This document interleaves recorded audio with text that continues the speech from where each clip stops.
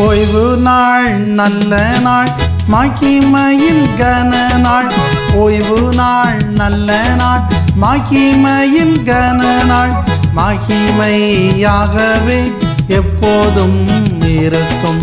மகிமையாகவே எப்போதும் இருக்கும். மகிழ் மனம் மகிழ் மனம் மகிழ்ச்சியின் நாளிலே. மகிழ் மனம் மகிழ் மனம் மகிழ்ச்சியின் நாளிலே. மகிழ்ந்து களி கூர்ந்து ஆலயம் செல்லுவோம். மகிழ்ந்து களி கூர்ந்து ஆலயம் செல்லுவோம்.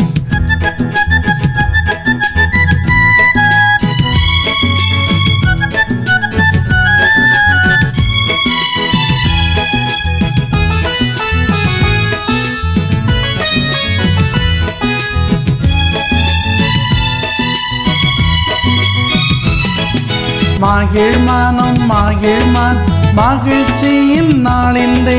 மகிழ்ந்து களி கூர்ந்து ஆலயம் செல்லுவோம். மகிழ்ந்து களி கூர்ந்து ஆலயம் செல்லுவோம். இந்த நாளிலும் இந்த மாதத்தின் முதல் ஞாயிற்றுக்கிழமையிலும் நாம் கர்த்தருடைய வார்த்தையை சிந்திப்பதிலே ஒரு மகிழ்ச்சியான ஒரு காரியத்தை கர்த்தர் நமக்கு தந்திருக்கிறார். காரணம், கடந்த வாரம்தான் நாம் உயிர்த்தெழுதலின் திருநாளை ஆசரித்தோம்.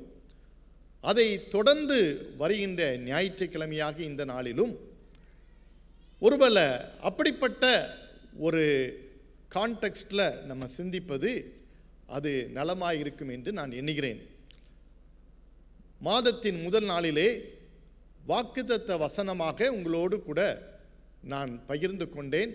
சுருக்கமாக எத்தனை பேர் அதை நீங்கள் கேட்டீர்கள் என்று எனக்கு தெரியவில்லை. ஒருவேளை கேட்காதவர்கள் நீங்கள் திருப்பியும் கேட்டுக்கொள்ளலாம். யூடியூப்பில் தான் இருக்குது. கேட்டவர்கள் நீங்கள் அதை மனதிலே ரீகால் பண்ணி இன்றைக்கு நாம் தொடர்ச்சியாக தியானிக்க போகிறதையும் நீங்கள் கவனித்துக் கொள்ளுங்கள். பரிசுத்த யோவான் எழுதின சுவிசேஷம் 11ஆம் அதிகாரம் 25ஆம் வசனத்தை வாசிக்க கேட்போம். இயேசு அவளை நோக்கி, நானே உயிர்த்தெழுதலும் ஜீவனுமாயிருக்கிறேன். என்னை விசுவாசிக்கிறவன் மரித்தாலும் பிழைப்பான். John chapter 11 verse 25. Jesus said to her, I am the resurrection and the life. He who believes in me, though he may die, he shall live. என்னை விசுவாசிக்கிறவன் மரித்தாலும் பிழைப்பான் என்று சொல்லப்பட்டிருக்கிறது. நானே உயிர்த்தெழுதலும் ஜீவனுமாயிருக்கிறேன். I am the resurrection and the life. இன்றைக்கு நாம் சிந்திக்க போகிற தலைப்பு இதுதான், resurrection and the life. உயிர்த்தெழுதலும் ஜீவனும் என்பதின் அடிப்படையிலே சில காரியத்தை உங்களோடு கூட நான் பகிர்ந்து கொள்ள விரும்புகிறேன். நானே உயிர்த்தெழுதலும் ஜீவனுமாய் இருக்கிறேன். ஒருவேளை போன வாரங்களிலே நாம் சிந்திக்கும் போது அவர் நமக்காக சிலுவையிலே மரித்தார், அடக்கம் பண்ணப்பட்டார், 3ஆம் நாள் உயிர்த்தெழுந்தார். அந்த உயிர்த்தெழுந்த திருநாளை தான் நாம் ஈஸ்டர் பண்டிகையாக, உயிர்த்தெழுந்த திருநாளாக நாம் ஆசரித்தோம். ஒவ்வொரு வாரமும் நாம் விசுவாச பிரமாணத்தை சொல்லும்போது அதிலே அந்த சாராம்சத்தை நாம் திரும்ப திரும்ப சொல்கிறோம். நமக்காக மரித்தார், அடக்கம் பண்ணப்பட்டார், உயிர்த்தெழுந்தார். He is alive. நான் உயிர்த்தெழுதும் ஜீவனுமாய் இருக்கிறேன் என்று சொன்னவர், அவர் ஜீவனை கொடுக்கிறவர் மட்டுமல்ல, அவரே ஜீவனாய் இருக்கிறார். கரங்களை தட்டி கர்த்தரை மகிமைப்படுத்துங்க. Not only he gives life, but he is the life. அதை நாம் தெளிவாக புரிந்து கொள்ள வேண்டும். என் அன்புக்குரிய தேவனுடைய பிள்ளைகளே, அதை தான் இங்கே ஆண்டவர் இந்த வார்த்தையை மார்த்தாளிடத்திலே சொல்லுவதை நாம் பார்க்கிறோம்.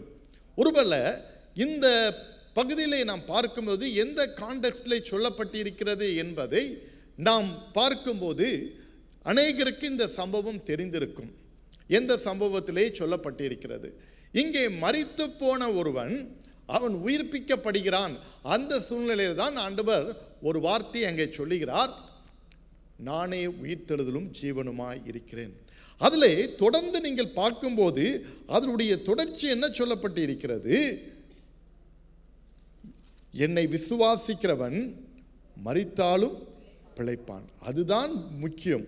உயிரோடு இருந்து என்னை விசுவாசிக்கிறவன் எவனும் என்றென்றைக்கும் மறியாமலும் இருப்பான் என்று அடுத்த வசனத்திலே சொல்லப்பட்டு இருக்கிறது. என் அன்புக்குரிய தேவனுடைய பிள்ளைகளே, இன்றைக்கு இந்த சம்பவத்தையும் வைத்துக்கொண்டு இன்னும் ஒரு 4 சம்பவங்களை, மொத்தத்திலே 5 காரியங்களை இதன் அடிப்படையிலே வேகமாக உங்களோடு கூட நான் பகிர்ந்து கொள்ள நான் ஆசைப்படுகிறேன்.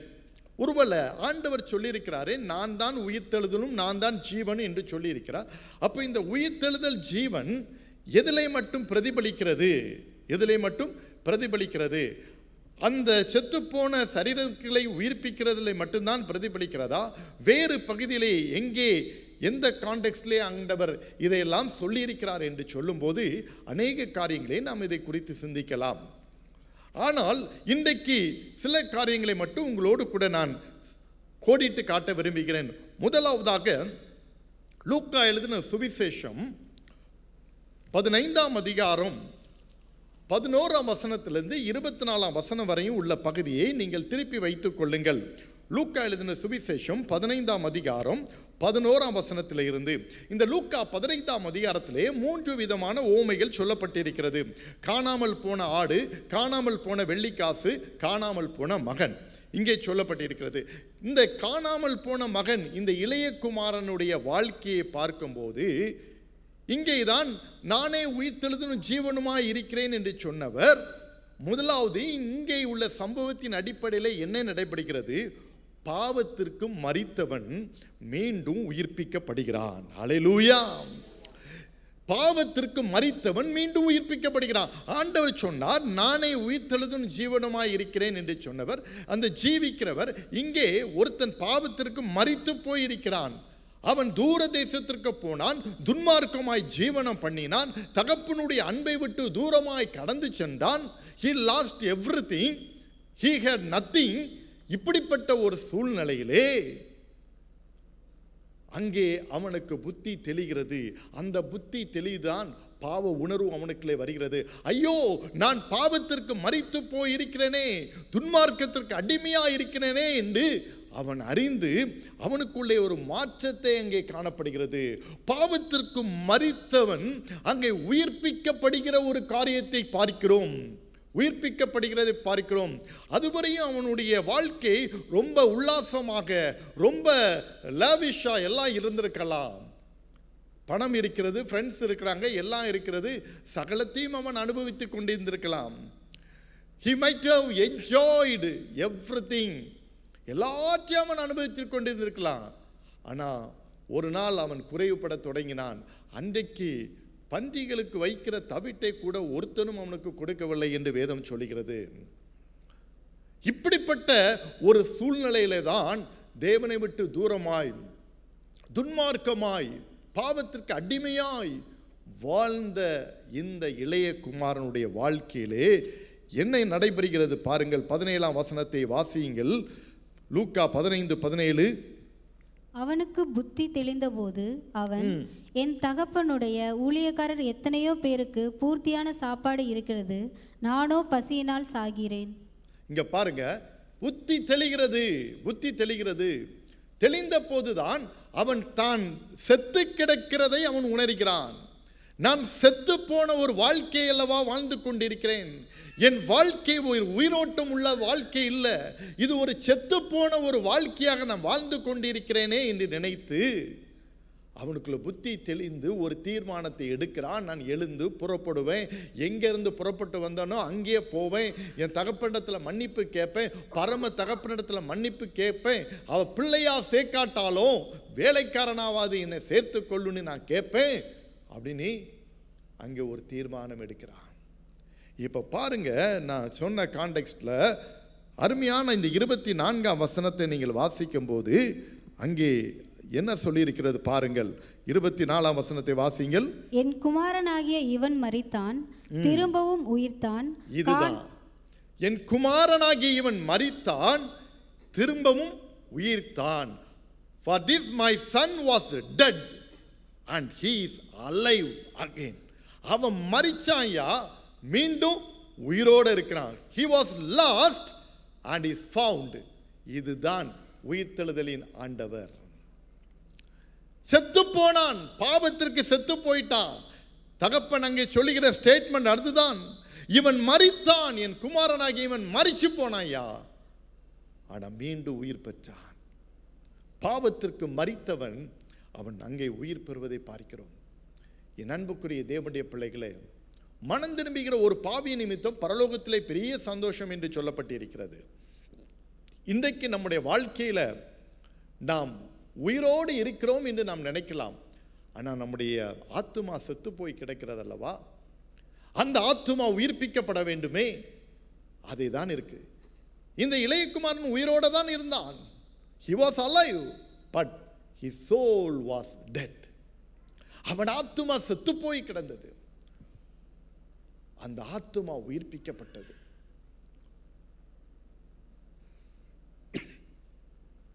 அந்த ஆத்துமா உயிர்ப்பிக்கப்பட்டது. என் அன்புக்குரிய தேவனுடைய பிள்ளைகளே, இன்னைக்கு பாவத்திற்கு மரித்தவர்கள் மீண்டும் உயிர்ப்பிக்கப்பட வேண்டும். அதுதான் ஆண்டவர் முதலாவது சொன்னதின் காரியம்.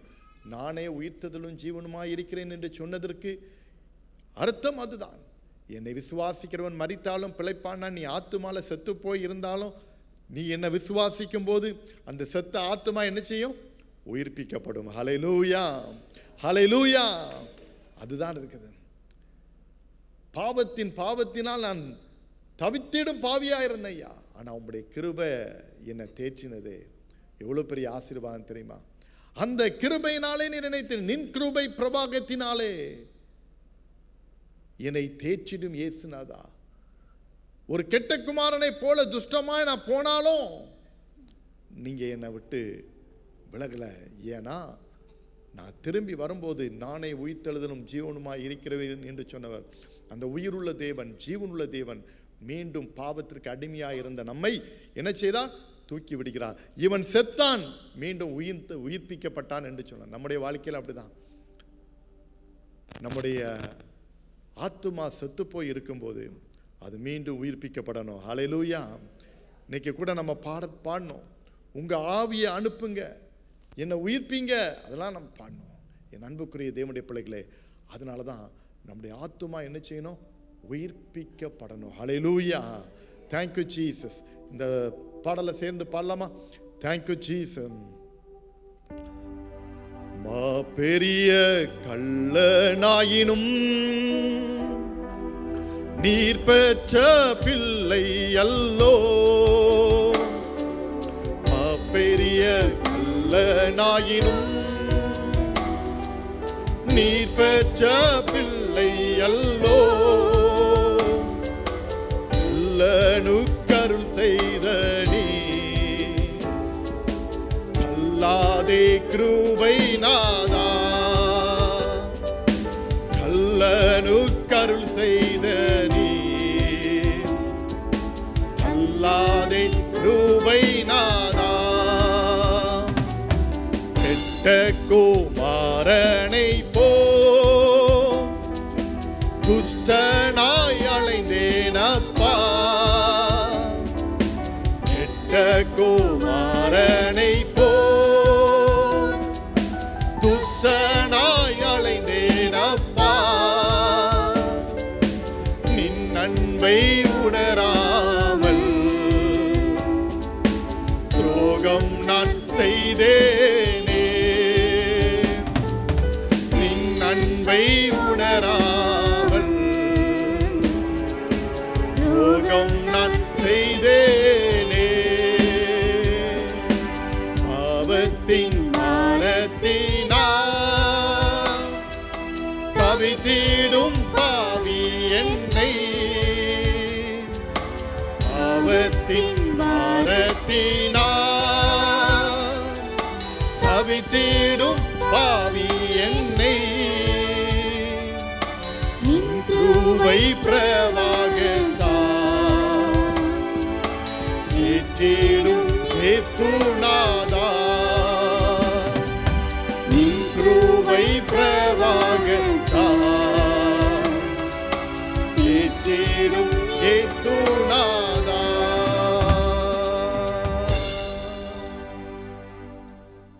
பாவத்திற்கு மரித்தவர்களை அவர் மீண்டும் உயிர்ப்பிக்கிறார்.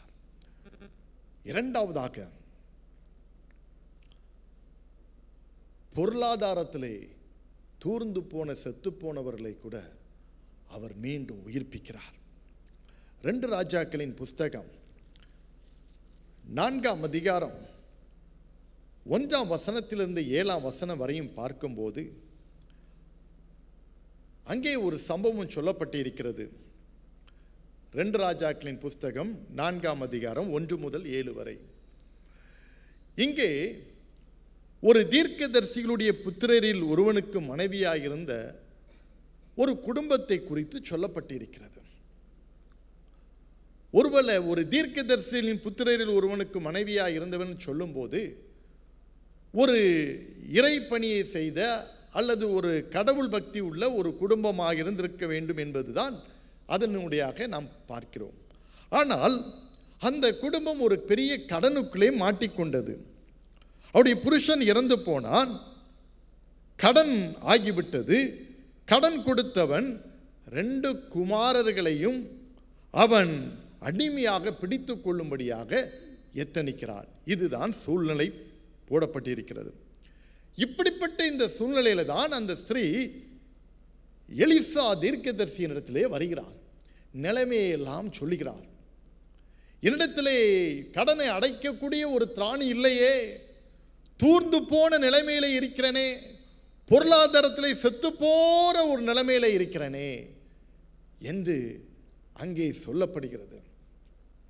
என் அன்புக்குரிய தேவனுடைய பிள்ளைகளே, அப்படிப்பட்ட ஒரு சூழ்நிலையில தான் தீர்க்கதரிசியின் மூலமாக அங்கே பொருளாதாரத்திலே மீண்டும் உயிர்ப்பிக்கப்படுகின்ற ஒரு சூழ்நிலையை நாம் பார்க்கிறோம். எப்படி நடக்கிறது? தீர்க்கதரிசி கேட்கிறார் அந்த பெண்ணிடம், உன்னிடத்தில் என்னதான் இருக்கிறது? இவ்வளோ கடன் ஆகிவிட்டாயே, உனக்கு என்னதான் இருக்கிறது என்று சொல்லும்போது அவள் சொல்லுகிறாள், எனக்கு 1 குடம் எண்ணெய் மட்டும் இருக்கிறது என்று சொல்றாள். என் அன்பு தேவனுடைய பிள்ளைகளே, உன்னுடைய பொருளாதார நெருக்கடிகள் கஷ்டங்கள் வரும்போது நீ ஆண்டவரை நோக்கி நீ பார்த்து புலம்பும் போதும் ஆண்டவர் அந்த தூர்ந்து போன நிலைமையிலிருந்து உன்னை மேல் கொண்டு வருவதற்கு உண்மையாக உள்ளவராயிருக்கிறார். ஆனால் உன்னிடத்தில் என்ன இருக்கிறதோ அதை கொண்டுதான் அவர் உன்னை ஆசீர்வதிப்பார். ஹல்லேலூயா. வேதத்திலே நீங்கள் நன்றாக பாருங்கள், இங்கே சொல்லப்பட்டிருக்கின்ற காரியம் 1 குடம் எண்ணெய் இருக்கிறது என்று சொன்னார். ஆனால் அந்த 1 குடம் எண்ணெய் கடனை அடைக்கிறதுக்கு பத்தாது, இவள் வாழ்வாதாரத்துக்கே பத்தாது. இதுதான் இருக்கிறது. ஆனால் அதுதான் மல்டிப்ளை ஆக போகுது. ஆண்டவராய் இயேசு கிறிஸ்து 5 அப்போ 2 மீனை கொண்டு 5000 பேருக்கு போஷித்தார். 7 அப்போ சில மீன்களை கொண்டு 4000 பேரை போஷித்தார். ஏன்? அவள் இல்லாதவைகளை இருக்கிறவர்களாக அழைக்கிற தேவன்தான். இல்லை என்று சொல்ல முடியாது. வேதமும் சொல்லுகிறது, இல்லாதவைகளை இருக்கிறவைகளாக அழைக்கிற தேவன். ஆனால் அவர் இருக்கிறதை வைத்துதானே பெருகச் செய்கிறார். ஏன்? 5000 பேருக்கு 4000 பேருக்கு சாப்பாடு போட்டவர் ஒன்றுமே இல்லாமல் அப்பமும் மீனும் கீழே இறங்கி வரட்டும் என்று சொல்லும்போது கண்டிப்பாக இது இறங்கிதான் வரும். ஆனால் அவர் அப்படி செய்யவில்லை. உங்களிடத்தில் என்ன இருக்கிறது என்று கேட்டு அதை தானே ஆசீர்வதித்தார். கரங்களை தட்டி கர்த்தரை மகிமைப்படுத்துங்க. அவரிடத்தில் என்ன இருக்கிறது என்று கேட்டார். கேட்டு அந்த அப்பமும் மீனும் பெருகும்படி செய்தார். சாரிபாத் ஊர் விதவை வீட்டு சம்பவத்துக்கு வாருங்கள். அவளிடத்தில் எதுவுமே இல்லாமல் இருந்தது. ஒரு அடையை சுட்டு கொண்டு வா என்று தீர்க்கதரிசி சொல்லுகிறான். அவள் சொல்லுகிறாய், ஐயா கொஞ்சம் மாவும் கொஞ்சோல எண்ணெயும் தான் இருக்குது. பரவாயில்ல, உன்கிட்ட இருக்குதுல்ல, அது போதும். That is enough. That is enough. உன்கிட்ட இருக்கிறத கொண்டு எனக்கு ஒரு அடைய சின்னதாக போல ஊத்திட்டு வா. வேதம் என்ன சொல்லுகிறது? பஞ்ச காலம் தீர்மட்டும், பானையில் மாவு குறையில, கலசத்தில் எண்ணெய் தீரவும் இல்லை. கரங்களை தட்டி கர்த்தரை மகிமைப்படுத்துங்க. Praise the Lord, praise the Lord. பிரியமான தேவனுடைய பிள்ளைகளே, நீங்கள் ஆண்டவருக்கு உண்பதாக பஞ்சப்பாட்டே பாடிட்டு இருக்கக்கூடாது. உங்ககிட்ட என்ன இருக்குதோ அதை ஆண்டவர்கிட்ட கொடு, அவர் பெருக செய்வார். ஹல்லேலூயா. அதுதாங்க fact. What ever you have, give to Jesus, he will multiply it. கரங்களை தட்டி கர்த்தரை மகிமைப்படுத்துங்க. நீ பொருளாதாரத்தில் தூர்ந்து போய் அந்த பொருளாதாரத்தில் கஷ்டப்பட்டாலும் உன்னிடத்துல என்னது இருக்கிறதோ இருக்கிறத ஆண்டவர்கிட்ட அப்படியே சரண்டர் பண்ணு. இங்க தீர்க்கதரிசி கேட்கிறான், உன்கிட்ட என்னமா இருக்குதுன்னு கேட்கிறான். ஒரு குடம் எண்ணெய் தாங்க இருக்குது சொன்னா, பக்கத்து வீட்டிலெல்லாம் பாத்திரத்தை வாங்கு, அந்த எண்ணெய் எல்லாத்தையும் ஊத்து, எவ்வளோ பாத்திரம் வேணுமோ அவ்வளோ பாத்திரத்தை நிரப்பு, அங்கே இங்கே எல்லாம் வாங்கிட்டு வா. பாத்திரத்தில் எண்ணெயை ஊத்துனார். ஊற்றிக்கிட்டே இருக்க கடைசியாக கூப்பிடுறா மகனை பார்த்து. அந்த 6ஆம் வசனத்தை வாசி. 2 ராஜாக்கள் 4:6. அந்த பாத்திரங்கள் நிறைந்த பின் அவள் தன் மகன் ஒருவனை நோக்கி, இன்னும் ஒரு பாத்திரம் கொண்டு வா என்றால், அதற்கு அவன், வேறே பாத்திரம் இல்லை என்றான். அப்பொழுது எண்ணெய் நின்று போயிற்று. பாருங்க, எத்தனை பாத்திரம் இருந்ததோ அத்தனை பாத்திரமும் ஓவர் ஃப்ளோயிங். ஹல்லேலூயா, ஹல்லேலூயா. உனக்குள்ள என்ன இருக்கிறதோ அதை தான் ஆண்டவர் ஓவர் ஃப்ளோ பண்ணுவார ஒழிய, உனக்கு இல்லாததை ஒன்று அவர் ஓவர் ஃப்ளோ பண்ண மாட்டார். நீ அடுத்தவனை பார்த்துக்கிட்ட அந்த ஓவர் ஃப்ளோவை நம்பி நீ இருக்கக்கூடாது. உனக்கு இருக்கிறது ஓவர் ஃப்ளோ ஆகும், அவ்வளவுதான். கரங்களை தட்டி கர்த்தரை மகிமைப்படுத்துங்க, கரங்களை தட்டி கர்த்தரை மகிமைப்படுத்துங்க. உங்களுக்கு இல்லாத காரியங்களை யோசித்து நினைத்து அது ஓவர் ஃப்ளோ ஆகணும், இது ஓவர் ஃப்ளோ ஆகணும், பக்கத்து வீட்டு டேங்க் ஓவர் ஃப்ளோ ஆகிட்டு இருக்கு, அது இல்லை. உன் டேங்க் ஓவர் ஃப்ளோ ஆகணுமா, அப்போ உன் வீட்டுக்கு தண்ணி வரும். பக்கத்து வீட்டு ஓவர் ஃப்ளோ ஆனால் உன் வீட்டுக்கு தண்ணி வராது. பக்கத்து வீட்டு வாட்டர் டேங்க் ஓவர் ஃப்ளோ ஆனால் உன் வீட்டுக்கு தண்ணி வராது. உன் வீட்டு ஓவர் டேங்க் ஓவர் ஃப்ளோ ஆனால் தான் உனக்கு தண்ணி வரும். கரங்களை தட்டி கர்த்தரை மகிமைப்படுத்து. அதே போல ஆண்டவர் உனக்கு இருக்கிற காரியத்தை ஆண்டவர் நிரம்பி வழியே செய்வார், போதும் என்கிற அளவுக்கு. இப்போ தீர்க்கதரிசி சொல்றார், 7ஆம் வசனத்தை வாசிங்க. எல்லா பாத்திரமும் நிறைஞ்சிட்டு வேற ஒண்ணு இல்லை. அவள் போய் தேவனுடைய மனுஷனுக்கு அதை அறிவித்தாள். அப்பொழுது அவன், நீ போய் அந்த எண்ணெயை விற்று உன் கடனை தீர்த்து மீந்ததை கொண்டு நீயும் உன் பிள்ளைகளும் ஜீவனம் பண்ணுங்கள் என்றான். பாருங்க, go sell the oil and pay your debts and you and your sons live on the next or remains. You and your sons live. நீயும் பிள்ளைகளும் வாழ்வீர்கள், ஏனால் நான் வாழ்ந்து கொண்டிருக்கிறேன். கரங்களை தட்டி கர்த்தரை மகிமைப்படுத்துங்க. நீயும் உன் பிள்ளைகளும் வாழ்வீர்கள். You shall live. Yes. பொருளாதாரத்திலே தூர்ந்து போய், பொருளாதாரத்திலே அடிபட்டு போயிட்டோன்னு நினைக்காத. நீ வாழுவாய், நீ வாழுவாய். இது கர்த்தருடைய வார்த்தை சொல்லுகிறது. தீர்க்கதரிசி சொன்ன மாத்திரத்திலே எல்லா கடனையும் அடைத்தால், மீதி உள்ளதை விற்றால், அவளும் அவள் குடும்பமும் வாழ்ந்தார்கள், சுகித்திருந்தார்கள். கரங்களை தட்டி கர்த்தரை மகிமைப்படுத்துங்க. இதுதான் கர்த்தருடைய வார்த்தை. பொருளாதாரத்தில் செத்துப்போய் கிடைக்கின்ற குடும்பங்களை கூட அவர் உயிர்ப்பிப்பார். ஹல்லேலூயா, அவர் உயிர்ப்பிப்பார். Thank you Jesus. என் அன்புக்குரிய தேவனுடைய பிள்ளைகளே, இன்றைக்கு உங்கள் வாழ்க்கையிலே ஏதோ ஒரு வகையிலே உங்களுடைய கவனக்குறைவோ, உங்களுடைய தவறோ, உங்களுடைய அஜாக்கிரதையோ, ஏதோ ஒரு வகையில் நீங்கள் பொருளாதாரத்திலே ஸ்ட்ரகிள் பண்ணுறீங்களா, கஷ்டப்படுறீங்களா, ஆண்டவர்கிட்ட நீங்கள் திறந்த மனதோடு வாருங்கள். வந்து சொல்லுங்க, ஏசப்பா, this is what I did, என் தப்பு தான், என்னது தான், ஆனால் எனக்கு உதவி செய்யுன்னு கேளுங்க. உங்கள்கிட்ட என்ன இருக்குதோ இருக்கிறத அப்படியே ஆண்டவர்கிட்ட அப்படியே கொடுங்க, அர்ப்பணம் பண்ணுங்க. அவர் அதை பெருக செய்வார், அவர் ஓவர்ஃப்ளோ பண்ணுவார், அது உங்களுக்கு ஆசீர்வதித்து தருவார். ஹல்லேலூயா. அவன் முடிஞ்சு போனா, அவன் தூர்ந்து போனா, அவன் அவ்வளவுதான் நினைப்பாங்க. ஆண்டவர் சொல்றார், யூ ஷால் லிவ், நீ வாழுவாய் என்று சொல்லி இருக்கிறார். கரங்களை தட்டி கர்த்தரை மகிமைப்படுத்துங்க. நீயும் பிள்ளைகளும் ஜீவனம் பண்ணுவீர்கள். என் அன்புக்குரிய தேவனுடைய பிள்ளைகளே, அதுதான் உயிர்த்தெழுந்த ஆண்டவர் நமக்கு சொல்லுகின்ற இறை செய்தி. நானே உயிர்த்தெழுதும் ஜீவனும் என்று சொன்னாரே, அந்த இறை செய்தி அதுதான். உயிர் பெறுவீர், ஒன்று கூடுவீர் உலர்ந்த எலும்புகளே, நீங்கள் அறியா ஒருவர் உங்கள் நடுவில் வந்து விட்டார். எஸ், உயிர் பெறுவீர், ஒன்று கூடுவீர் உலர்ந்த எலும்புகள். இதெல்லாம் நடக்கிற காரியமா? இதான் சாத்தியமா? எப்படி இந்த கஷ்டம்லாம் தீருமா? நீ தீருமானா தீராது, தீரும். தீரும். சேர்ந்து கரங்களை தட்டி கர்த்தரை மகிமைப்படுத்துமா?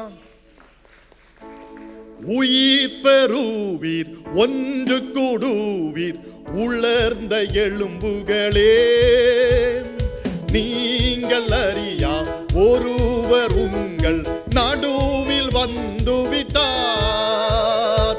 உயிர் பெறுவீர், ஒன்று கூடுவீர் உலர்ந்த எலும்புகளே, நீங்கள் அறியா ஒருவர் உங்கள் நடுவில் வந்து விட்டார். உறக்கம் தெளிவோம், உற்சாகம் கொள்வோம் உலகத்தின் இறுதி வரை.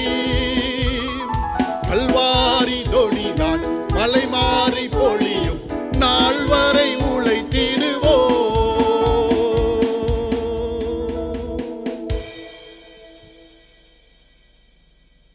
செத்தாலும் பிழைப்பான், என்னை விசுவாசிக்கிறவன் மரித்தாலும் பிழைப்பான், அவன் வாழ்வான் என்று சொல்லியிருக்கிறார்.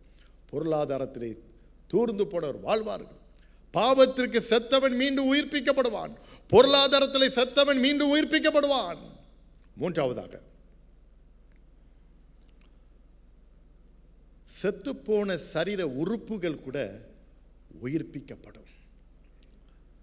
செயலிழந்த உறுப்புகள், செயல்படாத உறுப்புகள், அவைகள் கூட உயிர்ப்பிக்கப்படும். அதே 2 ராஜாக்களின் புஸ்தகம் 4ஆம் அதிகாரத்திலே 8ஆம் வசனத்திலிருந்தே வாசிக்கும் போது, இந்த தீர்க்கதரிசி அவ்வப்போது அந்த கிராமத்திற்கு வரும்போது அங்கே கணம் புரிந்திய ஒரு ஸ்திரீ சூனேமியாள் என்று ஒருத்தி அங்கே இருக்கிறார். அவள் இந்த தீர்க்கதரிசியை பார்க்கிறாள். தேவ மனுஷன் அவ்வப்போது நம்ம பகுதிக்கு வருகிறாரே என்று சொல்லி அவரை மிகுந்த வருந்தி அழைத்து அவளுக்கு ஆகாரம் கொடுப்பது உண்டு. அதற்கு பிறகு யோசித்தால், இந்த தேவ மனிதனுக்காக நாம் ஏதாவது செய்ய வேண்டும் என்று சொல்லி அவருக்கென்று மெத்தையிலே ஒரு சின்ன அறையை கட்டி ஒரு கட்டில், மேஜை, நாற்காலி எல்லாம் போட்டு ஒரு குத்து விளக்கை அங்கே வைத்திருக்கிறார். ஒருவேளை இந்த குத்து விளக்கு ஏன்னு நீங்கள் யோசிச்சிடக்கூடாது. அதுதான் வெளிச்சம், அதுதான் லைட்டு. அந்த வீட்டிற்கு, அந்த அறைக்கு வெளிச்சத்தை கொடுப்பது அதான். அன்றைக்கு எலக்ட்ரிசிட்டி இருந்திருக்காது. என் அன்புக்குரிய தேவனுடைய பிள்ளைகளே, இதெல்லாம் அங்கே வைக்கப்பட்ட ஒரு காரியம். அப்போ இந்த தேவ மனிதன் அவ்வப்போது வந்து தங்கி போகிறான். போகும்போது அவனுக்கு ஒரு யோசனை வருகிறது. இந்த ஸ்திரீ இவ்வளவு ஊழியரை கனம் பண்ணுகிறாளே, ஊழியக்காரன் மீது அவ்வளோ பிரியமாக இருக்கிறாளே, இவளுக்கு ஏதாவது ஒரு காரியம் செய்ய வேண்டுமா என்று அவன் யோசிக்கிறான். தன்னுடைய உதவியாளர் கேயாசியை கூப்பிடுகிறான். கேயாசியை பார்த்து, இவ்வளவு உபசரிக்கின்ற இந்த ஸ்திரீக்கு நான் செய்ய வேண்டிய காரியம் ஏதாவது இருக்கிறதா, நீ கேட்டு பாருப்பா, யோசி. ராஜாவிடத்திலாவது அல்லது சேனாதிபதியின் இடத்திலாவது அல்லது யாரிடத்திலாவது இந்த ஸ்திரீக்காக நான் ஏதாவது பேச வேண்டுமா அப்படி என்று அவன் கேட்கிறான். அப்பொழுது கேயாசி மூலமாக ஒரு தகவல் செய்யப்படுகிறது. சேனாதிபதியையும் பேச வேண்டியதில்லை, ராஜாவிட்டையும் பேச வேண்டியதில்லை. ஆனால் இந்த கேயாசின் மூலமாக தீர்க்கதரிசிக்கு சூனேமியாளுடைய குடும்பத்தின் சூழல் ஒன்று தெரிய வருகிறது. என்ன சூழல்? வாசியுங்கள் 14ஆம் வசனம். அவளுக்கு செய்ய வேண்டியது என்னவென்று கேயாசியை அவன் கேட்டதற்கு, அவன் அவளுக்கு பிள்ளை இல்லை, அவளுக்கு குழந்தை இல்லை. She had no child. அவளுக்கு குழந்தை இல்லை. அவளுடைய கணவனும் முதிர் வயது உள்ளவனாயிருக்கிறான். இனிமேல் பிறப்பதற்கு வாய்ப்புகள் இல்லை. சரீர உறுப்புகள் செயலிழந்த நிலைமையில் இருக்கிறது. இனி வாய்ப்புகள் கிடையாது. அவளுக்கு குழந்தை இல்லை. இதை கேட்ட அந்த தீர்க்கதரிசி அந்த சூனேமியாளை கூப்பிடச் சொல்கிறான். கூப்பிட்ட போது அவள் வாசலிலே வந்து நிற்கிறாள். அப்பொழுது தீர்க்கதரிசி சொல்லுகின்ற ஒரு வார்த்தையை இங்கே படிக்க கேட்போம். 16ஆம் வசனம். அப்பொழுது அவன் ஒரு பிராண உற்பத்தி கால திட்டத்திலே, ஒரு பிராண உற்பவ கால திட்டத்திலே, அப்பாயிண்டட் டைம், இந்த ப்ராப்பர் டைம், ஒரு குமாரனை அணைத்துக் கொண்டிருப்பாய் என்றான்.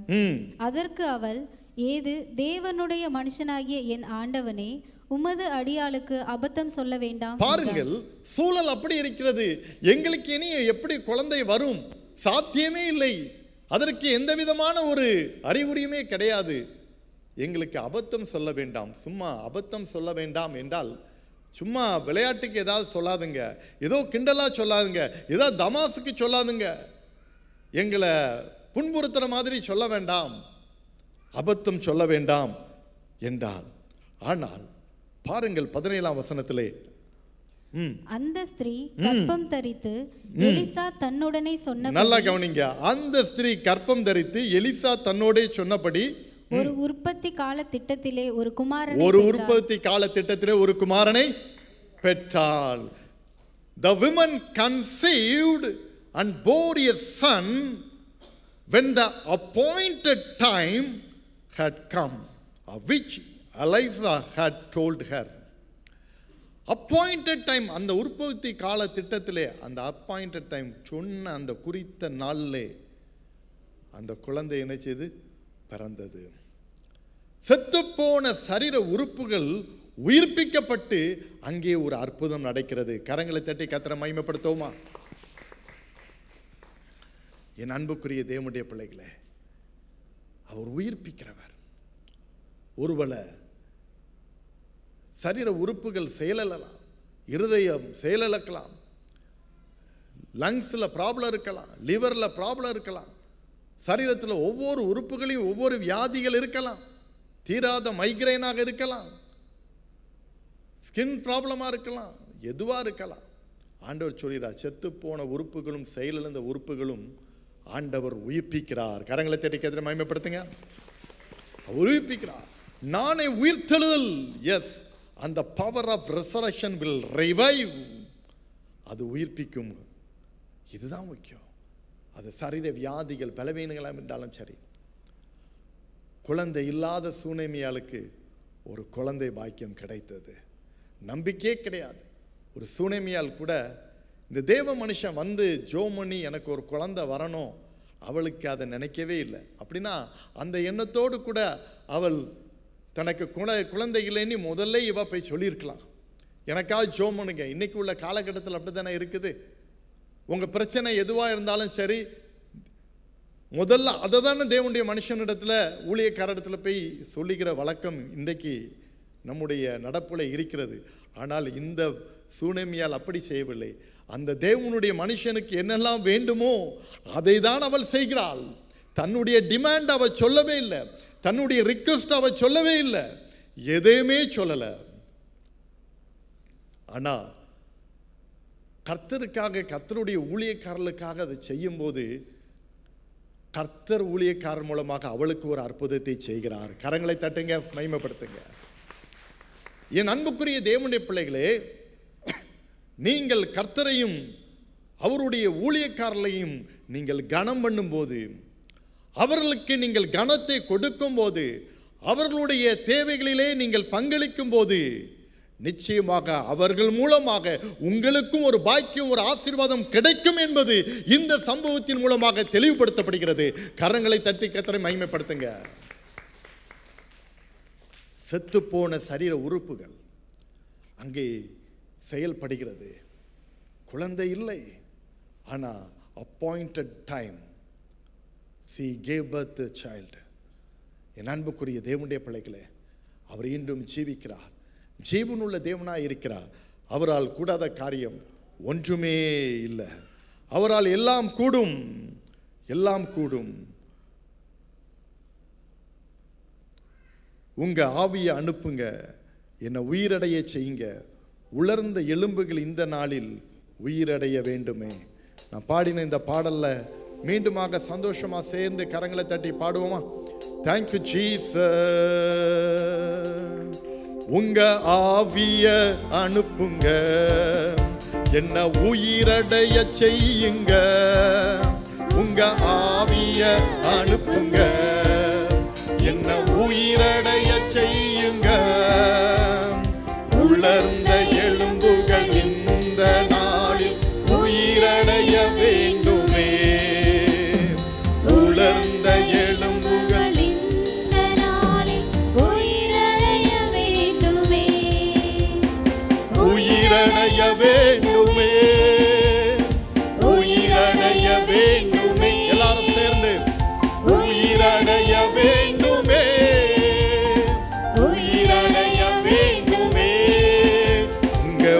உயிர்த்தெழுந்த வல்லமை வேண்டுமே, உங்க உயிர்த்தெழுந்த வல்லமை வேண்டுமே, உயிரடைய வேண்டுமே, உயிரடைய வேண்டுமே, உயிரடைய வேண்டுமே, உயிரடைய வேண்டுமே, உங்க உயிர்த்தெழுந்த வல்லமை வேண்டுமே, உங்க உயிர்த்தெழுந்த வல்லமை வேண்டுமே.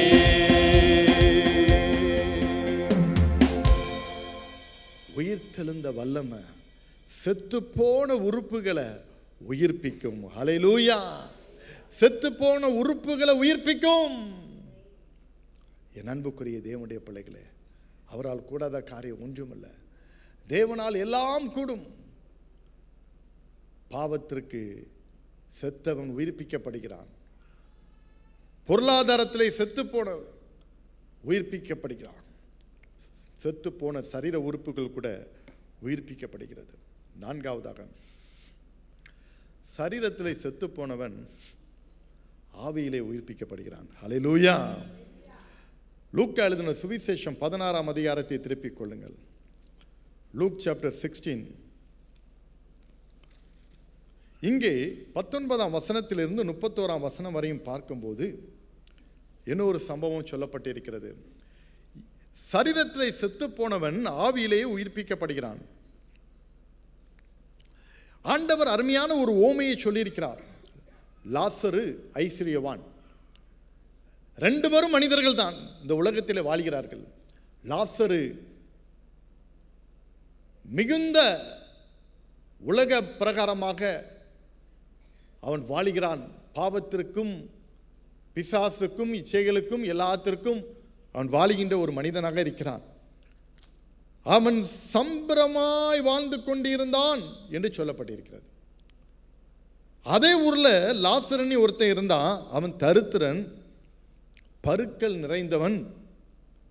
ஐஸ்வர்யவனுடைய மேஜையிலிருந்து விழுற அந்த எச்சிய புரைக்கி சாப்பிட்றதுக்கு கூட அவனுக்கு முடியாத ஒரு சூழ்நிலை. அது சரீரம் ஃபுல்லா பருக்கள். ரைட், இருக்கட்டும். இந்த சம்பவத்தை ஆண்டவர் சொல்லிக்கொண்டே வருகிறார். இப்போ என்ன நடக்கிறது? ஒரு நாள் இந்த லாசரு மரித்து போகிறான். 22ஆம் வசனத்தை வாசி. பின்பு அந்த தரித்திரன் மரித்து தேவ தூதரால் ஆபிரகாமுடைய மடியிலே கொண்டு போய் விடப்பட்டான். ஐஸ்வர்யவானும் மரித்து அடக்கம் பண்ணப்பட்டான். சரி, இப்போ நல்லா கவனிங்க. ரெண்டு பேருமே மரிச்சிட்டாங்க. பிசிக்கல் டெத், ரெண்டு பேருமே மரிச்சாச்சு. ஆண்டவர் சொல்லியிருக்கிறார், என்னை விசுவாசிக்கிறவன் மரித்தாலும் பிழைப்பான், அவன் ஒரு காலம் அவன் சாகான் என்று சொல்லுகிறார். Never tie, never tie. இப்போ லாசருவும் மரித்து போனா, ஐஸ்வர்யவானும் மரித்து போனா. லாசரு மரித்து போய் இப்ப ஆபிரகாமின் மடியிலே இருக்கிறான். இந்த ஐஸ்வர்யவான் மரித்து பாதாளத்திலே வேதனைப்பட்டு கொண்டிருக்கிறான். இன்றைக்கு நீங்கள் யோசிப்பீர்கள், பரலோகத்தை யாரு கண்டா, நரகத்தை யாரு கண்டா? அப்படி இருக்குதா? இந்த பகுதியை நல்லா வாசித்துப்பாரு. இயேசுவே சொன்னது, பரலோகம் என்று உண்டு, நரகம் ஒன்று உண்டு. அவரே சொன்னார். இப்போ ரெண்டு பேரும் இருக்கிறாங்க. லாசரு ஆபிரகாம் மடியிலே தேற்றப்படுகிறான்.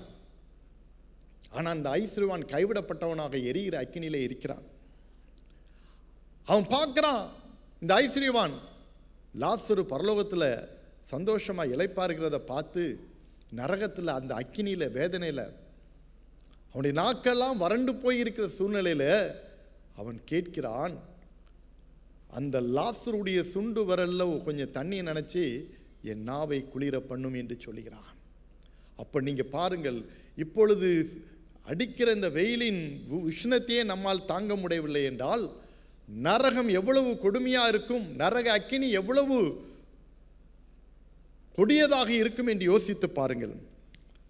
பாருங்க, கேட்கிறான். அதற்கு ஆபிரகாம் என்ன சொல்லுகிறான்? அதற்கு ஆபிரகாம் 25ஆம் வசனத்தை வாசி. அதற்கு ஆபிரகாம், மகனே, நீ பூமியிலே உயிரோடு இருக்கும் காலத்தில் உன் நன்மைகளை அனுபவித்தாய், லாசருவும் அப்படியே தீமைகளை அனுபவித்தான். அதை நினைத்துக்கொள், இப்பொழுது அவன் தேற்றப்படுகிறான், நீயோ வேதனைப்படுகிறாய். அவ்வளவுதான். பூமியில ஆண்டவர் எல்லாத்துக்கும் ஒரு வாழ்நாளை கொடுக்கிறாரு, ஒரு காலகட்டத்தை கொடுக்கிறாரு. அதுதான் இந்த வாழ்க்கை எதுக்காக கொடுக்கிறாரு தெரியுமா? மறு வாழ்க்கையை நிர்ணயம் பண்ற ஒரு இடம் தான் இங்க. ஹல்லேலூயா. இந்த உலக வாழ்க்கைக்கு பிறகு இன்னொரு வாழ்க்கை இருக்கிறது, லைஃப் ஆஃப்டர் டெத். இந்த உலக வாழ்க்கைக்கு பிறகு இன்னொரு வாழ்க்கை இருக்கிறது. அந்த வாழ்க்கையை நிர்ணயம் பண்ணக்கூடிய ஒரு இடம்தான் இந்த பூலோக வாழ்க்கை. மறந்து போய்விடாது. அப்போ ஆண்டவர் இந்த பூலோக வாழ்க்கையை நமக்கு கொடுக்கும் போது இந்த வாழ்க்கையை நம்ம எப்படி வாழ்கிறோம்? லாசரு தேவனுக்கு பிரியமாய் வாழ்ந்ததுனால இன்னைக்கு தேற்றப்படுகிறான். இந்த ஐஸ்வர்யவான் தேவனுக்கு பிரியமில்லாததை வாழ்ந்ததுனால இன்னைக்கு வேதனைப்படுகிறான். இனிமே ஒன்றும் செய்ய முடியாது, இனி எதுவுமே நடக்காது. அதுதான் எனக்கு சொல்லி இருக்கிறது. ஆனா அவன் வேண்டான், நான் தான் இந்த நரகத்துக்கு வந்துட்டேன், இனி எனக்கு சகோதரர்கள் இருக்கிறார்கள், அவர்களுக்கு இந்த லாசருவை அனுப்பி கொஞ்சம் சுவிசேஷத்தை சொல்லுங்க. எவ்வளவு அருமையான ஒரு இருக்கிறது. ஏனென்றால் இனிமே இங்கிருந்து யாரும் போக முடியாது. லாசரு ஐஸ்வர்யவான்கிட்ட போக முடியாது, ஐஸ்வர்யவான் லாசர்கிட்ட போக முடியாது. வேதம் தெளிவாக சொல்லி 26ஆம் வசனம் பாருங்க. எங்களுக்கும் உங்களுக்கு நடுவே பெரும் பிளப்பு உண்டாக்கப்பட்டிருக்கிறது. லாசரு தண்ணியை உனக்கு கொண்டுட்டு அங்க வர முடியாது. உன்னுடைய வாழ்க்கையை நீர் நிர்ணயம் பண்ணினதை, இந்த உலகத்தில் நீ வாழ்ந்த வாழ்க்கைக்கு உரிய பலனை நீ அனுபவிச்சுட்டு இருக்கிறா. அதை தானே ஆண்டவர் சொன்னார் வெளிப்படுத்ததில்லை, அவனவனுடைய கிரியைகளுக்கு நான் அளிக்கும் பலன் என் கூட வருது. என் அன்புக்குரிய தேவனுடைய பிள்ளைகளை அனுபவித்துக் கொண்டே இருக்கிறான். அவன் சொல்றான், எனக்கு என்ன 5 சகோதரர்கள் இருக்கிறாங்க, அவங்க இந்த இடத்துக்கு வரக்கூடாது. 27ஆம் வசனத்தை வாசி.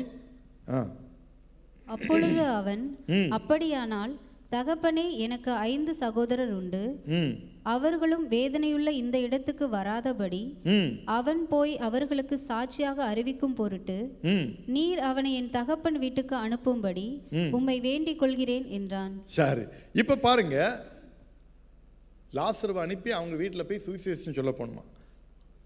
ஆபிரகாம் சொல்றான், அங்க சொல்றதுக்கு யார் இருக்கா? மோசேயும் தீர்க்கதரிசிகளும் இருக்கிறாங்க, அவர்களுக்கு அவர்கள் செவி கொடுக்கட்டும். ஆனா அடுத்த வசனத்தை பாருங்க, 30ஆம் வசனத்தை வாசி. அதற்கு அவன், அப்படியல்ல தகப்பனாகிய ஆபிரகாமே, மரித்தோரில் இருந்து ஒருவன் அவர்களிடத்திற்கு போனால் மனம் திரும்புவார்கள் என்றான். ஹல்லேலூயா. Luke chapter 16 verse 30. If one goes to them from the dead, they will repent. மரித்ததிலிருந்து ஒருத்தன் போனா, போய் சொன்னா, ஐயா நான் மரிச்சேன், நல்ல வாழ்க்கை வாழ்ந்தேன், இப்போ பரலோகத்தில் இருக்கேன் அப்படின்னு போய் சொன்னா நம்புவான். மற்றபடி நம்ப மாட்டான். அனுப்புங்கிறங்க. அங்கே அருமையான ஒரு வார்த்தை பதில் கொடுக்கப்படுகிறது. மோசேக்கும் தீர்க்கதரிசிக்கும் செவி கொடுக்காதவன் மரித்தோர்லேருந்து ஒருத்தன் போனாலும் நம்ப மாட்டான். இதுதான் என் அன்புக்குரிய தேவனுடைய இதுக்கு அர்த்தம் என்ன தெரியுமா? இதுக்கு அர்த்தம் தெரியுமா? சுவிசேஷ வார்த்தைகள் யாரோ ஒருவர் உனக்கு அறிவிக்கிறாங்க. அந்த வார்த்தையை கேட்கிற உனக்கு அப்பமே உனக்கு மனம் திரும்புதலும் இயேசுவை ஏற்றுக்கொள்ளுதல தன்மை இல்லாட்டனா நீ யார் வந்து சொன்னாலும் நம்ப மாட்டானே அர்த்தம். அவ்வளோதான். உனக்கு கிடைக்கப்பட்ட நாட்கள் திடீரென முடிந்து விடும். தெரியாது. ஐஸ்வர்யவான் எதிர்பார்த்தானா, நினைச்சானா? இல்லை. இப்போ வேதனைப்படும்போது தான் அவன் பார்க்குறான். ஐயோ வேதனை வேதனை வேதனை, துக்கித்து இருக்கிறான். ஆனால் லாசரு சந்தோஷமா இருக்கிறான். அதனால தான் சொல்கிறேன், சரீரத்திலே செத்து போனவன் ஆவியிலே உயிர்ப்பிக்கப்படுவான். அப்படி என்றால் இந்த உலக வாழ்க்கைக்கு பிறகு இன்னொரு வாழ்க்கை இருக்கிறது என்பதை மறந்து போய் விடாதே. கரங்களை தட்டி கர்த்தரை மகிமைப்படுத்து. இந்த உலக வாழ்க்கைக்கு பிறகு இன்னொரு வாழ்க்கை இருக்கிறது, அந்த வாழ்க்கை இருக்கிறது என்பதை மறந்து விடாதீர்கள். பிரியமான தேவனுடைய பிள்ளைகளே, நம்முடைய வாழ்க்கையில் யோசித்து பாருங்க.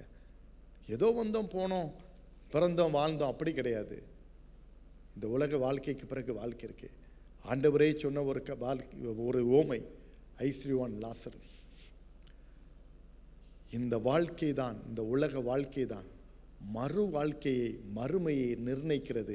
இன்னைக்கு நம்ம எப்படி வாழ்ந்துட்டு இருக்கிறோம் யோசித்து பாருங்க. தேவனுக்கு பிரியமாய் வாழ்கிறோமா? அவருக்கு உகந்தவர்களாய் வாழ்கிறோமா? அவர்களுக்கு நாமத்தை மகிமைப்படுத்துகிற பிள்ளைகளாக வாழ்கிறோமா? அல்லது உலகத்துக்கு என்னமோ வாழ்ந்துட்டு இருக்கோம் அப்படின்ட்டு செய்யிட்டு இருக்கோமா? யோசித்து பாருங்க. 5 சகோதரர்கள் செத்து போயிட்டு இருக்காங்கய்யா. அந்த லாசருவை அனுப்புங்க. இல்லை, லாசர் என்ன வரமாட்டான். அதே போலதான் என் அன்புக்குரிய தேவனுடைய பிள்ளையே, ஒரு முறை உனக்கு வாய்ப்பு கிடைக்கலாம். அதே வாய்ப்பு திருப்பி வரும்னு நினைக்காத. வாய்ப்பு கிடைக்கும் போது ஆண்டவருக்கென்று உன்னை ஒப்புக்கொடு. 5 சகோதரர் அழிகின்றாரே, யாரையாவது அனுப்புமே. யார் என் காரியமாய் போவார்? யார்தான் நான் அனுப்புவேன்? உனக்காக நான் மரித்தேனே, எனக்காக நீ என்ன செய்தாய்? Thank you Jesus. 5 சகோதரர் அழிகின்றாரே, யாரையாவது அனுப்பிடுமே. 5 சகோதரர் அழிகின்றாரே, யாரையாவது அனுப்பிடுமே. யாரை நான் அனுப்பிடுவேன்? யார்தான் போவார் எனக்காக? யார்தான் போவார் எனக்காக? உனக்காக நான் மரித்தேனே, எனக்காக நீ என்ன செய்தாய்? உனக்காக நான் மரித்தேனே, எனக்காக நீ என்ன செய்தாய்? எனக்காக நீ என்ன செய்தாய்?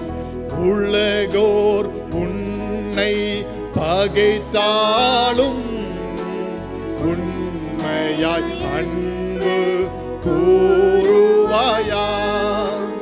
உற்றார் உன்னை வெறுத்தாலோ உந்தன் சிலுவை சுமப்பாயா? உந்தன் சிலுவை சுமப்பாயா? உனக்காக நான் மரித்தேனே, எனக்காக நீ என்ன செய்தாய்? உனக்காக நான் மரித்தேனே, எனக்காக நீ என்ன செய்தாய்? எனக்காக நீ என்ன செய்தாய்? என் 5 சகோதரர்கள் அழிகிறார்கள். லாசருவை அனுப்ப முடியாது. ஆனால் மோசேயும் தீர்க்கதரிசிகளும் அங்கே இருக்கிறாங்க. இன்னைக்கு உன் கண்ணெதிரே அழிந்து கொண்டிருக்கிற உன்னுடைய சகோதரர்கள் இருக்கிறார்களே, உன் கண்ணெதிரே அழுது கொண்டிருக்கிற உன்னுடைய அயலகத்தார் இருக்கிறார்களே, உன் கண்ணெதிரே அழுது கொண்டிருக்கிற, அழிந்து கொண்டிருக்கிற உனக்கு அன்பானவர்கள், உனக்கு பிரியமானவர்கள், உன் குடும்பத்தின் பிள்ளைகள் அழிந்து கொண்டிருக்கிறார்களே, அவர்களுக்கு யார் சொல்லுவா? லாசருவா வந்து சொல்லுவான்? நீ தான் சொல்லணும். அவர்களுக்கு சுவிசேஷத்தை சொல்லக்கூடிய கடமை உனக்குள்ளே இருக்கிறது. யார்தான் போவர் எனக்காக? ரட்சிக்கப்பட்டவனே ரட்சிப்பின் சுவிசேஷத்தை மற்றவர்களுக்கு சொல்ல முடியும். இயேசுவை பற்றி சொல்லுங்க. சரீரத்திலே மாம்ச மரணம் எல்லாருக்கும் உரியது. ஒரு நாள் மரித்துதான் போக வேண்டும். ஆனால் இயேசு சொன்னால் மரித்தாலும் பிழைப்பான். எஸ், நாம் பிழைப்போம், உயிர் தெழுவோம். அவர் உயிர் தெழுந்தது போல நாமும் உயிர் தெழுவோம். அதுதான் அவர் நமக்கு கொடுத்திருக்கிற தைரியம். கடைசியாக வேத பாடம் வாசிக்க கேட்ட அந்த சம்பவத்துக்களாக வருவோம். சரீரத்திலே செத்து போனவன் சரீரத்திலே உயிர்ப்பிக்கப்படுகிறான். சரீரத்திலே செத்து போனான், சரீரத்திலே உயிர்ப்பிக்கப்படுகிறான். இயேசுவுக்கு பிரியமான குடும்பம் லாசரு, மார்த்தாள், மரியாள். அந்த லாசருவை உடைய கான்டெக்ஸ்ட் வேற, this Lazarus is different, don't confuse. பெத்தானியால அருமையான ஒரு குடும்பம் வாழ்ந்துட்டு இருக்கிறாங்க. திடீரென்று செய்தி வருது, நீர் நேசித்த பிரியமாயிருந்த லாசரு மரித்து போய் விட்டான் ஐயா. கேட்ட பிறகும் இயேசு தாமதித்து வருகிறார், உடனடியாக வரல. அந்த ஊருக்கு வரும்போது கிட்டத்தட்ட 4 நாள் ஆயிட்டு. இயேசு வந்துட்டார்னு கேள்விப்பட்டோன்னு மார்த்தாள் ஓடுறா.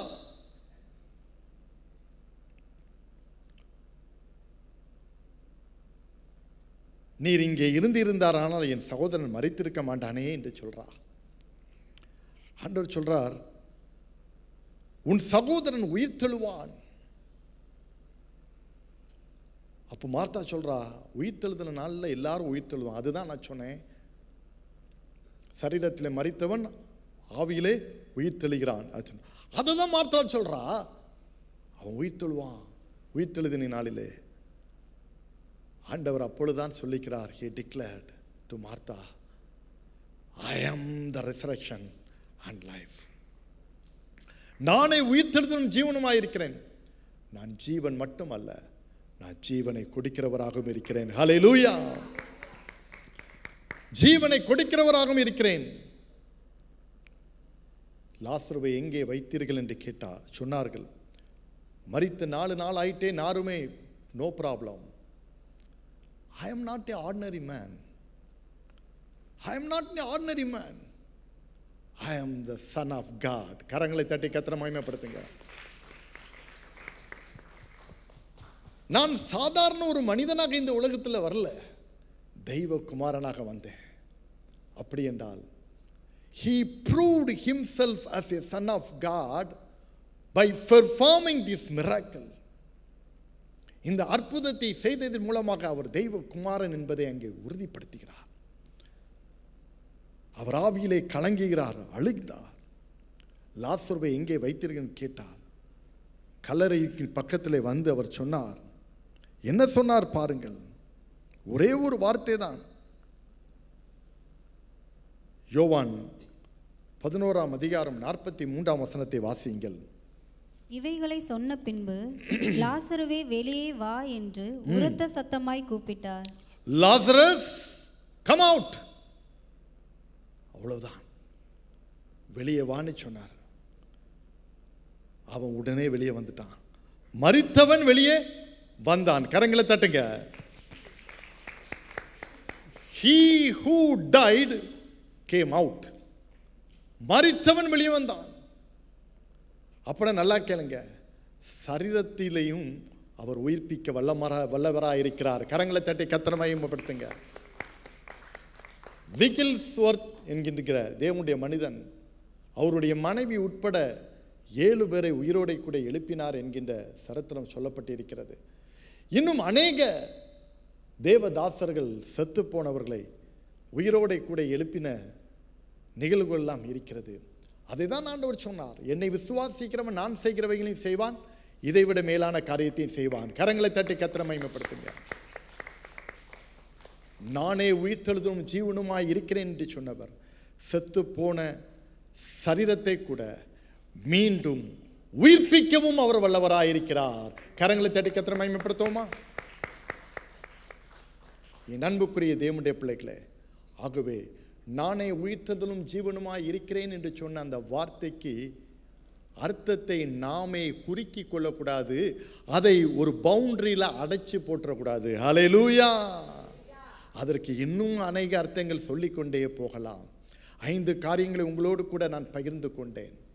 பாவத்திற்கு செத்து போனவன், முதலாவது அதை நான் சொன்னேன், பாவத்திற்கு செத்து போனவன் மீண்டும் உயிர்ப்பிக்கிறான். இளைய குமாரன் உயிர்ப்பிக்கப்பட்டான். இரண்டாவதாக சொன்னேன், பொருளாதாரத்தில் செத்து போய் இருக்கின்ற சூழல் உயிர்ப்பிக்கப்படும். தீர்க்கதரிசியின் மனைவி, அந்த குடும்பம் உயிர்ப்பிக்கப்பட்டது, வாழ்ந்தார்கள். மூன்றாவதாக சொன்னேன், செத்துப்போன சரீர உறுப்புகள் கூட உயிர்ப்பிக்கப்படும். எந்தெந்த வியாதியினால் நீ பாதிக்கப்பட்டிருக்கிறியோ அந்த வியாதியின் கூறுகள் அழிக்கப்படும். சூனேமியானின் சரீரம் செத்து போயிருந்தும், அவருடைய கணவனுடைய சரீரம் செத்து போயிருந்தும் தேவன் குழந்தையை கொடுத்தார். கரங்களை தட்டி கர்த்தரை மகிமைப்படுத்துங்க. உனக்குரியதை அவர் ஓவர்ஃப்ளோ பண்ணுவார். உனக்குரிய அற்புதத்தை அவர் செய்வார்.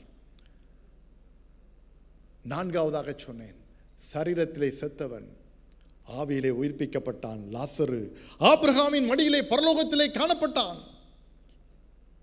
மோட்சம் நரகம் என்று ஒன்று உண்டு. அதை நிர்ணயிப்பது இந்த பூலோக வாழ்க்கை. இந்த உலகத்திலே நீ வாழுகின்ற வாழ்க்கை தான் அதை நிர்ணயிக்கும். மறந்து போய்விடாதே. கடைசியாக அவர் சிநேகித்த லாசரு மரித்து போனாலும் அவனை நான் வந்து எழுப்புவேன் என்று ஆண்டவர் அந்த 11ஆம் அதிகாரத்தில் ஆரம்பத்திலே அவர் சொல்லியிருப்பார். நான் போய் அவனை என்ன செய்வேன், எழுப்புவேன் என்று அவர் சொல்லுவார். என் அன்புக்குரிய தேவனுடைய பிள்ளைகளே, அதே போல அவர் வந்து லாசருவை எழுப்பினார். அவன் உயிரோடு வந்தான். அநேகர் விசுவாசம் வைத்தார்கள். ஒருவேளை லாசருவின் சம்பவம் மட்டுமல்ல, நிறையா அந்த சிறுபெண் வாலிபன் சம்பவமெல்லாம் சொல்லப்பட்டிருக்கிறது. இது எதற்கு என்றால் அவர் தெய்வம், அவர் தெய்வம், அவர் மனுஷகுமாரன் மட்டுமல்ல, தெய்வகுமாரன். நானே உயிர்த்தெழுதும் ஜீவனுமாய் இருக்கிறேன் என்று சொன்னவர் சாதாரண ஒரு மனிதன் அல்ல. என் மீட்பர் உயிரோடு இருக்கிறார். மை ரிடீமர் லிவ்ஸ் என்று சொன்னது போல he is alive. நாம் ஆராதிக்கிற தேவன் ஜீவனுள்ளவர். அந்த ஜீவனுள்ள உரைதான் நாமும் வழிபடுகிறோம் என்பதற்கு தான் அவர் உயிருள்ளவர் என்பதற்கு. அவர் உயிர் தெழுந்தது மட்டுமல்ல, செத்து போனவர்களை கூட அவர் உயிரோடு கூட எழுப்பினார். அவரும் உயிர் தெழுந்தார். ஆகவே அவர் ஒருவரே தெய்வம் என்பதை பூலோகத்திற்கும் உலகத்திற்கும் அவர் உறுதிப்படுத்தினார். இன்றைக்கு இந்த உயிர்த்தெழுதலின் செய்தியை நம்முடைய வாழ்க்கையிலே ஏற்றுக்கொண்டவர்கள் மட்டுமல்ல, மற்றவர்களும் நாம் அறிவிப்பதற்கு நம்மை தகுதிப்படுத்துவோமா, ஆயத்தப்படுத்துவோமா, அதை தான் ஆண்டவர் உங்களிடத்தில் எதிர்பார்க்கிறார். எல்லாரும் எழுந்து நிற்போமா? Let us all stand. இன்னைக்கு ஆண்டவர்கிட்ட கேளுங்க, ஆண்டவரே என்னை தகுதிப்படுத்தும். Thank you Jesus. என்னை விசுவாசிக்கிறவன் மரித்தாலும் பிழைப்பான் என்று சொல்லி இருக்கிறீரப்பா. உம்மை நான் விசுவாசிக்கிறேன் ஆண்டவரே. Thank you Jesus. விசுவாசிக்கிறேன். என்னை விசுவாசிக்கிறவன் மரித்தாலும் பிழைப்பா. ஒரே ஒரு கதை, நீ அவரை நம்பணும். நீ விசுவாசிச்சா நீ பிழைப்பாய். நீ சோர்ந்து போவதில்லை. இன்னைக்கு தேவ கரங்களில் கேட்ட இந்த சத்தியத்தை, இந்த வார்த்தையை அர்ப்பணம் செய்துக்கோ. பாவத்திற்கு செத்து போய் இருக்கியா? ஆண்டவரே என்னை உயிர்ப்பீங்கன்னு கேளுங்க. உயிர்ப்பீங்கன்னு கேளுங்க. பொருளாதாரத்தில் செத்து போய் இருக்கியா? ஆண்டவரே என்னை உயிர்ப்பீன்னு கேளு. Thank you Jesus. சரீர உறுப்புகள் செத்து போலாம், அவர் உயிர்ப்பிக்க வல்லவர். இந்த உலகத்தில் நீ மரித்தாலும் மறுமையில உன்னை ஜீவனோடு கூட வைப்பார். அவர் தெய்வம் என்பதை நிரூபிப்பதற்காக 4 நாள் நாறிப்போன லாசருவை கூட உயிரோட கூட எழுப்பினார். கரங்களை தட்டி கர்த்தரை மகிமைப்படுத்துமா?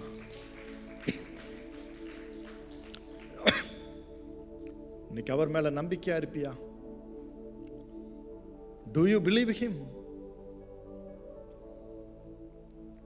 ஆண்டவர் மேல நம்பிக்கை வை. Thank you Jesus. எத்தனை இக்கட்டுகள், எத்தனை கஷ்டங்கள் வந்தாலும் அவர் உன்னை கைவிட மாட்டார். கவலை வரலாம், கஷ்டம் வரலாம், எல்லாத்திலிருந்து உன்னை விடுதலையாக்கக்கூடிய தெய்வம் ஒருத்தர் இருக்கிறாரு. சோர்ந்து போகாத. அந்த உயிர்த்தெழுந்த இயேசு உனக்குள்ள இருக்கிறாரா என்பதை மட்டும் நீ உறுதிப்படுத்திக்க. You confirm that the resurrected Christ is he with you. அவர் உன் கூட இருக்கிறாரா? Thank you Jesus. உன் அர்ப்பணி ஒப்பு கொடு. உன் நிலைமையை அப்படியே சொல்லு. Thank you Jesus. ஆண்டவரே, உமக்காக நான் ஓடணும். என் இரவுகள் எல்லாம் துதி நேரமா மாறணும். எனக்கு உதவி செய்யுங்கன்னு கேளு. Thank you Jesus. நன்றி அப்பா, நன்றி நன்றி. Thank you Holy Spirit. கவலையின் கட்டுகள் உடையட்டுமே, சந்தோஷத்தினால் நிரம்பிடட்டுமே. இன்னைக்கு உன்னுடைய சோர்வு கவலை எல்லாம் மாறட்டும். உன் இரவுகள் எல்லாம் துதி நேரமாய் உயிரடைய வேண்டும். என்னை உயிர்ப்பியும் ஆண்டவரே, என்னை உயிர்ப்பியோ, என்னை உயிர்ப்பியோ. கேப்பியா? என்னை உயிர்ப்பியும் ஆண்டவரே. செத்து போன என் வாழ்க்கையை உயிர்ப்பியோ, என் ஆத்துமாவை உயிர்ப்பியோ, உயிர்ப்பியும் ஆண்டவரே. ஆண்டவர்கிட்ட கேப்பியா? உன்னை அர்ப்பணித்து ஒப்பு கொடுத்து இந்த பல்லவியை பாடிக்கொண்டே கேளு. Thank you Jesus.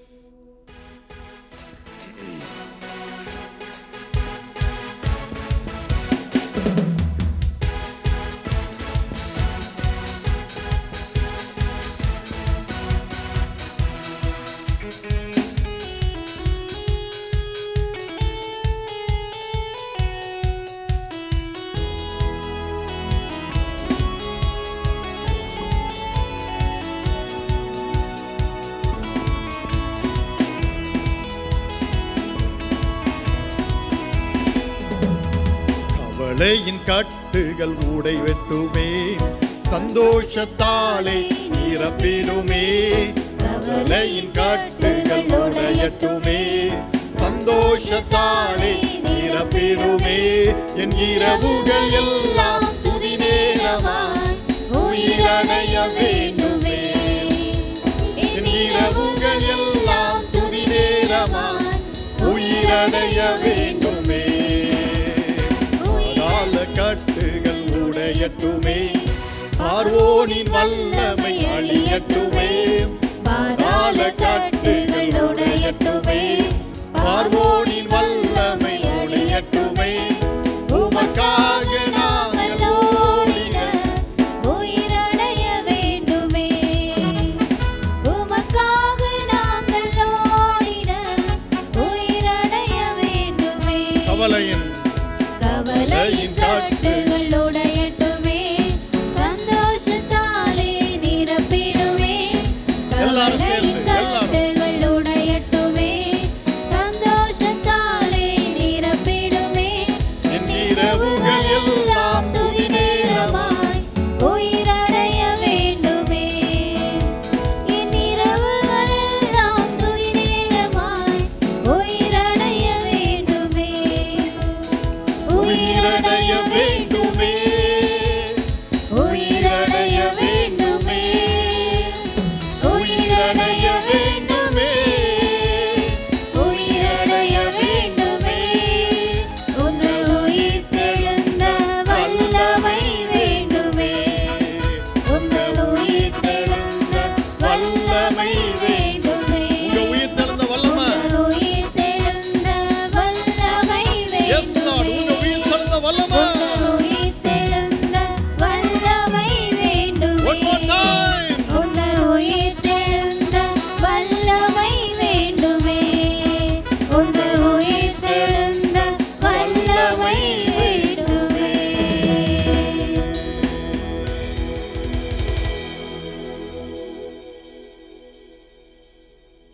எத்தனை பேர் உண்மையாய் இந்த பிரார்த்தனை வேளையில உங்க வாழ்க்கையை தேவனுக்கென்று அர்ப்பணிக்கிறீங்க? இந்த ஆலயத்துக்குள்ளே நீங்கள் இருந்தாலும் சரி, யூடியூப்ல நீங்க கேட்டுக்கொண்டிருந்தாலும் சரி, எத்தனை பேர் இன்றைக்கு உங்க வாழ்க்கையை தேவனுக்குள்ளாக உங்களை ஒப்பு கொடுக்கிறீங்க, உங்களை அர்ப்பணிக்கிறீங்க? அதுதான் முக்கியம். என்னை விசுவாசிக்கிறவன் மரித்தாலும் பிழைப்பான். நீ பிழைக்கணுமா? உன் ஆத்துமா பிழைக்கணுமா? இன்றைக்கு ஆண்டவருக்கு அர்ப்பணி. இதே போல ஒரு நேரம் நாள் இன்னும் உனக்கு வரும் என்று நினைக்காதே. இது ஒரு கடைசி தருணமாக கூட உனக்கு இருக்கலாமே.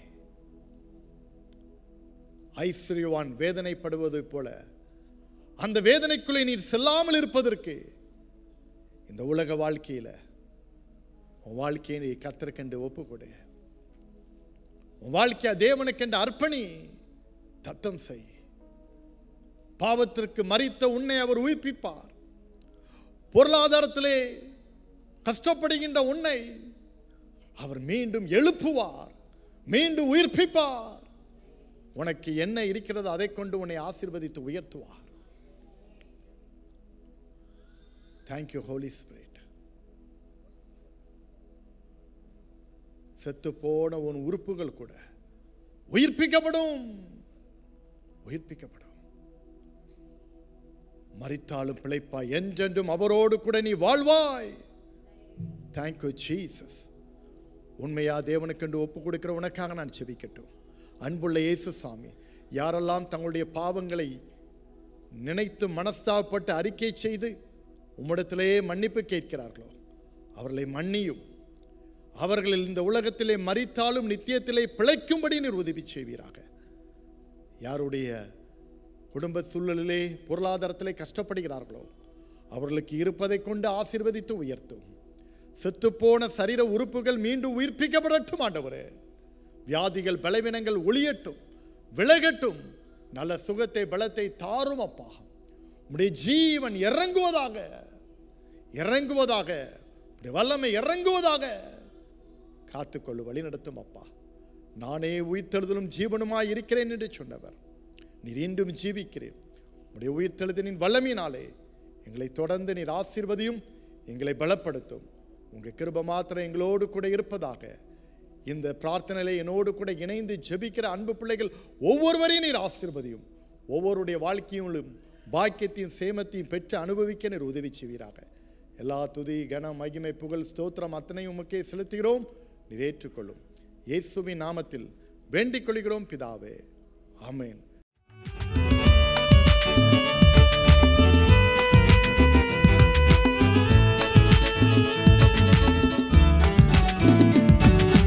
கர்த்தருக்குள் என்றும் இசைந்திருப்போம், அவருக்குள் ஒரே ஆவியாயிருப்போம்.